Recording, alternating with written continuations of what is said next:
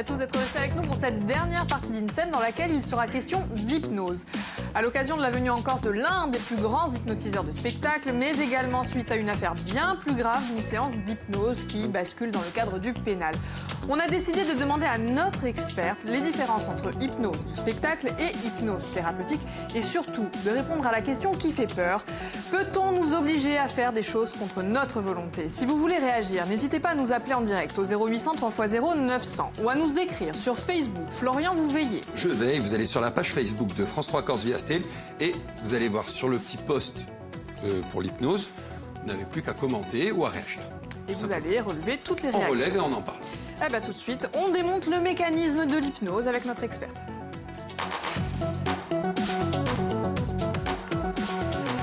Et notre experte, c'est Nathalie Roudil-Paolucci. Bonjour et bienvenue Nathalie. Vous êtes hypnothérapeute à l'Institut Noesis. Oui. Vous pratiquez l'hypnose ericksonienne. Alors en quelques mots, est-ce que vous pouvez nous expliquer ce que c'est ? Alors, l'hypnose ericksonienne est une hypnose qui est passée justement après une hypnose plutôt directive. Milton Erickson a reçu un enseignement de Clark Hull qui faisait de l'hypnose classique qui ressemblerait à celle de spectacle dont on va parler. Il s'est rendu compte à un moment donné que quand on était trop directif, on empêchait les personnes de trouver par elles-mêmes leur propre solution. Et il s'est rendu compte aussi, il a appelé l'inconscient à l'époque comme un réservoir de ressources, il s'est rendu compte qu'une personne posséder en elle-même les ressources, les clés pour trouver ses propres solutions. Alors Nathalie, est-ce que vous pouvez du coup nous expliquer la différence entre hypnose de spectacle et hypnose thérapeutique ? Est-ce que c'est le ton qui change ? Est-ce que l'un accompagne et l'autre dirige ? Alors je vais commencer par quelque chose d'étrange pour vous dire qu'il n'y a pas tant de différence que cela. C'est-à-dire, c'est pour ça qu'il y a autant de difficultés. Vous êtes en train d'inquiéter tout le monde. Hein. Voilà, et justement, c'est important d'inquiéter pour pouvoir ensuite se diriger vers les personnes qui sont les plus appropriées. C'est-à-dire que l'histoire, quand on regarde un ouvrage sur l'histoire de l'hypnose, là nous avons Bernheim par exemple, ou les traités de l'hypnose de 1911. Ils sont vintage, hein. Oui, ce sont de vieux grimoires où l'on trouve l'histoire de l'hypnose. Ils sont anciens. On trouve aussi dans les ouvrages de l'histoire moderne, celles qui s'adressent aux thérapeutes, les débuts sont les mêmes. C'est-à-dire qu'on arrive au fameux Mesmer avec un seul S, puisque le Mesmer contemporain a choisi de mettre 2 S. On arrive aux mêmes pratiques. Jusqu'à Milton Erickson, effectivement, on arrive aux mêmes pratiques, c'est-à-dire la suggestion et toute une série de manipulations très particulières et de stratégies particulières qui étaient à l'époque, par exemple, c'est là où on mènera avec les dangers, le toucher des personnes, le regard fixe, c'est-à-dire on pensait qu'on pouvait hypnotiser une personne en la regardant fixement, ce qui est effectivement le cas, parce qu'on va la déstabiliser. Regardez-moi dans les yeux. Voilà, on va déstabiliser la personne. Donc on se retrouve jusqu'à Milton Erickson avec des pratiques qui sont identiques et qui finalement n'ont pas particulièrement disparu. Et dans les idées reçues, les personnes pensent encore que l'hypnotiseur, l'hypnotiste, l'hypnothérapeute va avoir du pouvoir. Alors que Milton Erickson, comme je vous disais tout à l'heure, pensait que le pouvoir, même Émile Coué, venait de l'autre, c'est-à-dire du client ou du patient. Alors, donc ça commence pareil. Et ensuite, il y a une différence. Et la différence se pose dans le respect de la personne, le pouvoir qui n'est pas celui de l'hypnotiste ou de l'hypnothérapeute, qui est celui du client ou du patient. Et puis une troisième donnée, qui est celle, à un moment donné, en hypnothérapie, où l'hypnothérapeute ne doit plus intervenir. Tant que l'hypnothérapeute intervient, il suggère, il aliène, il manipule. Ouh là là, vous êtes en train de nous faire peur. Du coup, Nathalie, le mécanisme de l'hypnose, quelle est la partie du cerveau qui va être réceptive ou pas? Comment ça fonctionne? Il y a 2 écoles. On n'est pas encore très précis de ce côté-là. On parle des étatistes et des non-étatistes. Certains disent qu'il y a un état, effectivement, des parties dans le cerveau qui seraient activées et qui seraient plutôt mises en éveil. Très éveillé. Attention, le mot sommeil, là aussi, il porte à confusion. Donc, il y aurait des parties qui seraient bien plus éveillées durant la partie d'hypnose, qui seraient bien plus suggestibles. Certains disent cela. D'autres disent qu'il n'y a pas d'état. C'est juste un état différent de conscience, c'est-à-dire que vous êtes... Le pouvoir de l'esprit. Le pouvoir de l'esprit, ou tout simplement cette capacité que nous avons à être suggestibles dans n'importe quelle situation. Les enfants le sont. Et la publicité travaille beaucoup. Vous êtes en train de dire qu'on est influençable. Nous sommes influençables, voilà. Donc certains disent tout simplement, il y a des personnes qui sont plus ou moins influençables que d'autres, et on peut très bien ne pas faire, Bernheim le disait, on peut très bien finalement de la suggestion. Oui. Voilà, on peut très bien suggérer quelque chose à quelqu'un, un état, une émotion, sans faire de l'hypnose. Donc, y a-t-il un état ou y a-t-il pas d'état ? Tout le talent des manipulateurs, mais ça n'est pas du tout la même Exactement. chose. Florian, vous vouliez poser une question ? Oui, alors il y a une petite réaction d'Angélique, qu'on embrasse, bien sûr. Pourquoi sur certaines personnes, l'hypnose ne prend pas ? Oui. Alors, ce sont des personnes qui n'y croient pas. D'accord. Voilà. Déjà, il y a une première chose. Des durs de chez durs. Des personnes qui ne veulent pas y croire. Des personnes qui sont moins suggestibles ou moins impressionnables que d'autres. Que pourrait-on dire ? Des personnes qui, étrangement, qui lâchent prise plus facilement que d'autres. Parce qu'en fin de compte, une induction hypnotique, faire rentrer quelqu'un dans un état d'hypnose, c'est le faire rentrer dans une forme de focalisation et de concentration particulière. Si vous ne vous concentrez pas sur ce que je dis et que vous êtes ailleurs ou que vous lâchez prise parce que vous pensez que ça ne pourra pas marcher.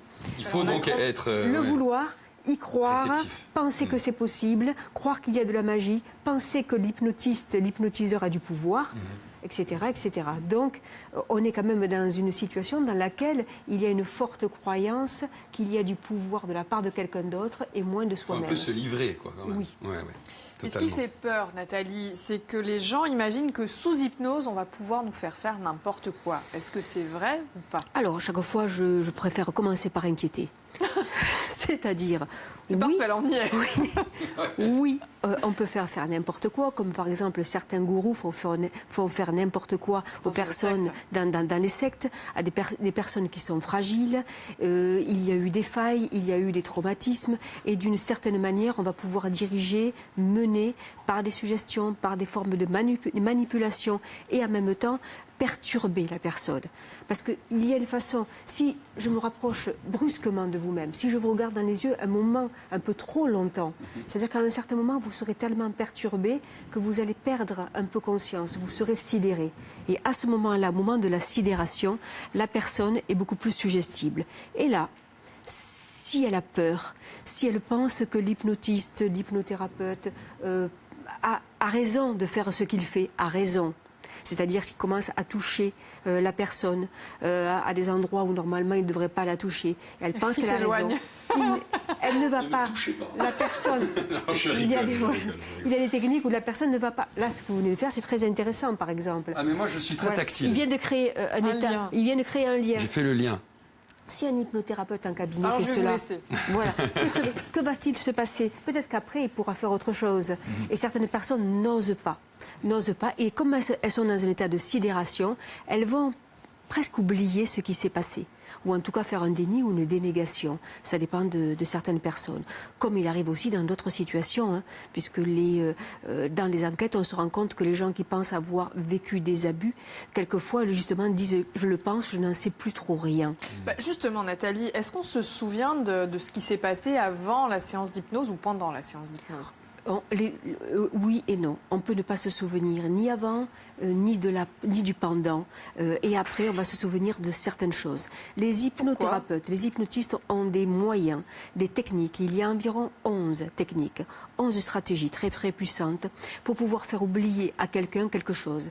Vous verrez si vous y allez au spectacle ou dans tous les cas à la télévision, on voit comment un hypnotiste, un hypnotiseur parce qu'il y a une nuance quand même. Peut faire arriver à quelqu'un... La fin n'est pas la même. Oui, mais voilà, le but n'est pas le même. Peut faire en sorte qu'une personne oublie le chiffre 7, par exemple.